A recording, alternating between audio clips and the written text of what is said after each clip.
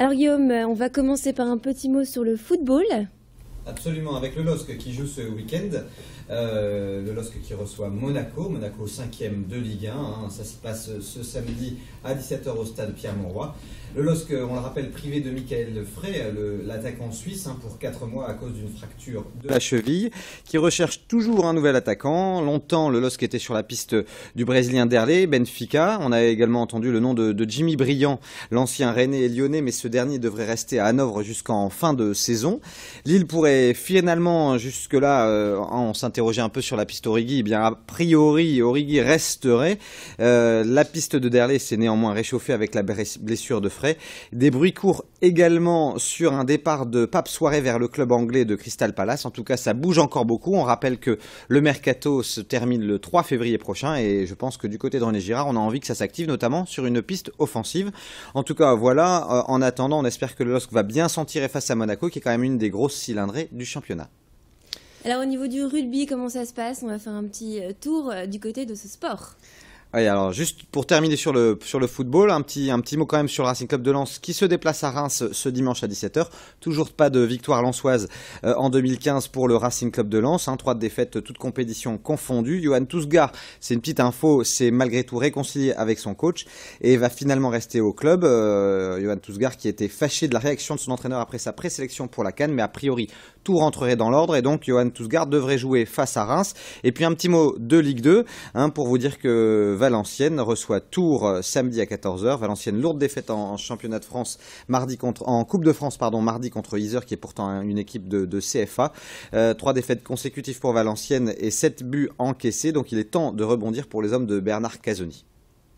Donc, je pense que là, on a un point complet, en tout cas, sur le football. On va passer au rugby. Absolument. Alors, pour vous dire que en élite féminine, dans le top 8, eh bien, les Lilloises qui sont premières ex aequo, reçoivent Perpignan 4e. Ça, c'est demain à 14 h 45.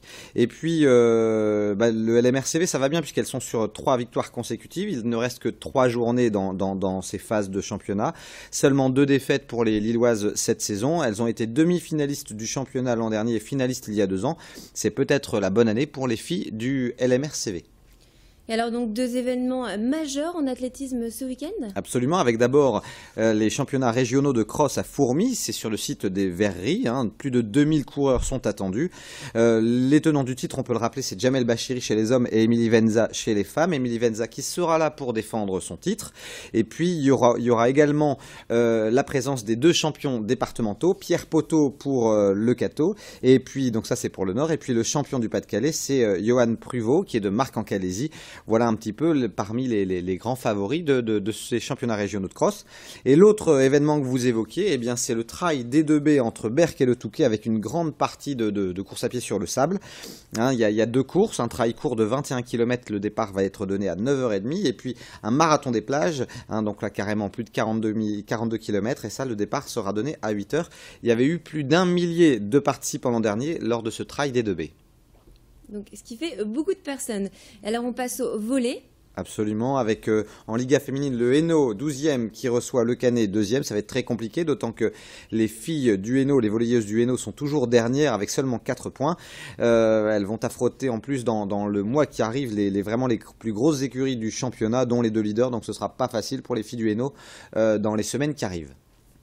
Et alors du basket pour terminer cette édition? Absolument, pour dire un petit mot de proie d'abord, parce que le club de Boulogne se déplace à Châlons-Reims, ça c'est ce soir, tandis que Gravelines recevra Chalon-sur-Saône lundi. En Pro B, Lille qui est 15e reçoit Fos-sur-Mer 13e, c'est ce soir à 20 h au Palais Saint-Sauveur de Lille, il devrait y avoir du monde. Et puis un match très important aussi entre Le Portel et Souffel-Weiersheim, l'équipe alsacienne, c'est ce soir à 20 h. Et un dernier mot pour dire qu'en Pro B, Orchy 6e reçoit Saint-Quentin 11e demain à 20 h à l'Arena d'Orchy. Et puis enfin en Ligue féminine, Calais 14e reçoit Bourges 1er, autant dire que c'est un peu le choc des extrêmes entre ces 2 équipes. Le SBVA Villeneuve d'Ascq qui est 2e du championnat reçoit le Hainaut 13e, c'est dimanche à 15 h 30. On peut dire d'ailleurs que les Villeneuvoises vont très très bien en ce moment puisqu'elles viennent de battre Namur en Coupe d'Europe et elles se sont qualifiées donc pour les quarts de finale. Elles joueront à cette occasion un club turc. Donc tout va bien du côté de Villeneuve d'Ascq. Espérons que ça se passe bien face au Hainaut dimanche à 15 h 30 au Palacium de Villeneuve d'Ascq. Eh bien, merci Guillaume pour ce point complet sur le sport du week-end.